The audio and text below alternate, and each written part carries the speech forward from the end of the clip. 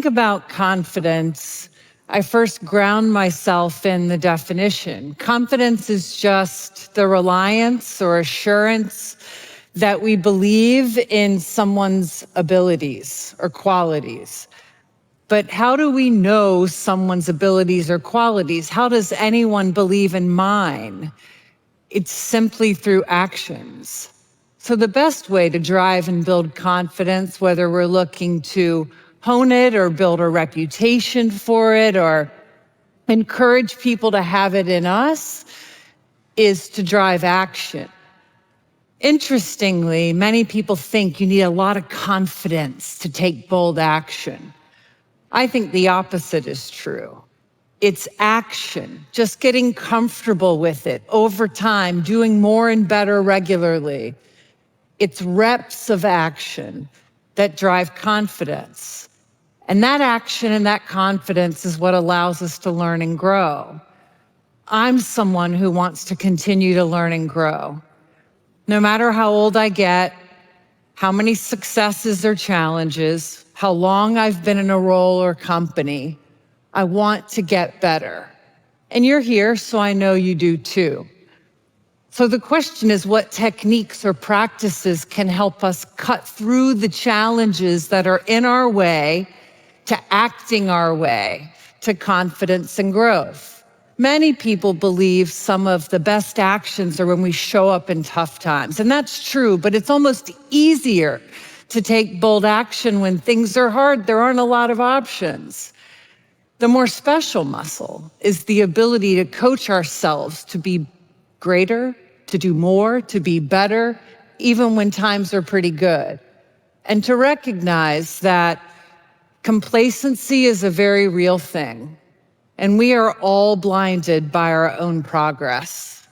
So one of the tools in my toolbox to drive action and confidence and growth is the ability to cut through that complacency. And I first learned this lesson from my mom. When I was 9 years old, my mom came to me and said, "That's it, I'm done, we're leaving." And what she meant was we were leaving my father. My father was and is a very good man, but at the time he was an alcoholic and a terrible husband and father. So when my mom came to me at the age of 9, I didn't cry and I didn't get upset. I remember thinking, what took you so long? Finally, it's about time. So often, there are people around us just waiting on us to take the action, to do the thing, to do the right thing. And since then, I've been inspired to have practices that drive action over and over, little ones every day or bigger ones, like what my mom did that day. We did leave my dad. My mom fed us on a meager food budget, worked multiple jobs for many years, and over the course of my young life, I got to see her day-to-day example, someone without resources, without a playbook. She had no coach. She had no one to mentor her through this experience. She just acted her way to growth and improvement over time. As a result of this childhood, I started working at a very young age. At 15, I worked in malls. At 17, I was a restaurant hostess. At 18, a waitress. At 19, I began my leadership journey, opening franchises around the world. By the age of 26, I was an executive in a very large company. And while I had fantastic supervisors and managers who helped me through my career, I lacked some of that outside-in perspective, the mentoring, the things that could help stretch me beyond my day-to-day job. So I started developing some self-coaching practices. And one day I heard from a restaurant consultant that you should sometimes imagine someone else in your role to help motivate you to take action. So I started doing that, and it helped. So I started thinking about people I admired, someone specific. And there was something about thinking of someone I admired that brought this element of additional capabilities and excellence. It also made me feel a little accountable to act on whatever came to mind.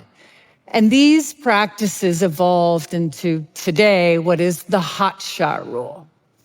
The hot shot rule is simply this. It is the act regularly of thinking about my role, everything I have, the challenges, the opportunities, envisioning someone I admire in my role, asking myself what's one thing that person I admire would do differently to make that situation better, acting on it within 24 hours, and then that's not the last step, telling those involved once things get put in motion. I say something like, hey, I could have or should have done this thing, but I didn't, and now we are.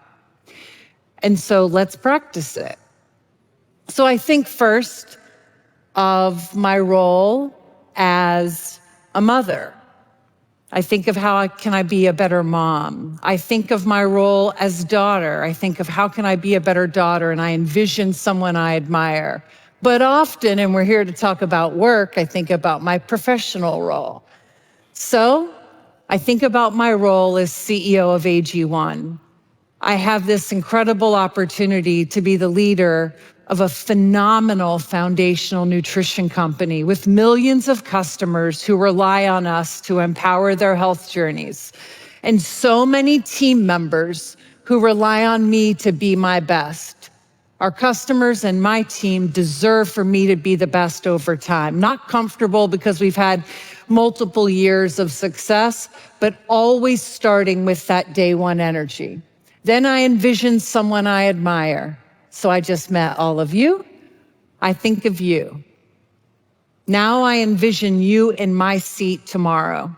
I'm gone, and I'm just watching you in my role, and I ask, what's one thing and the first thing you would do differently to make the business better?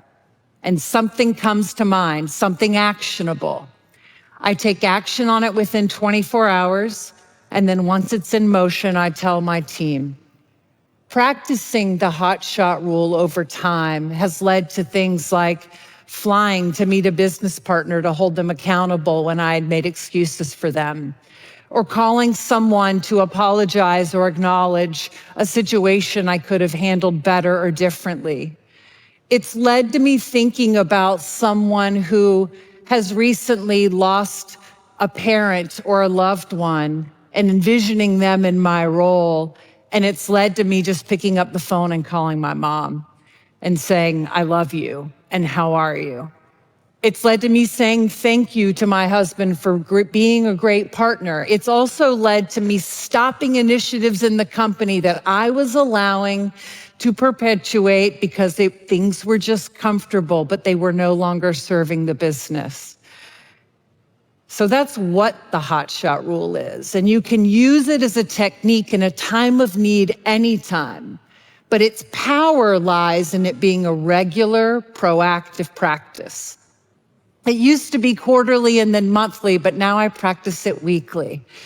Every Sunday at 1 p.m., when my kids, now 5 and 7, used to have naps, RIP naps, I take just a minute for myself. I envision my role. I envision someone I admire. I ask myself what's one thing they would do differently in my role. The answer comes to mind. I send the email. I schedule the flight. I put it in motion. And then once it's in motion, I tell my team. And over a year of practicing this weekly, a few things will happen. One, there are 52 things you've done that you otherwise might not have done or done as quickly.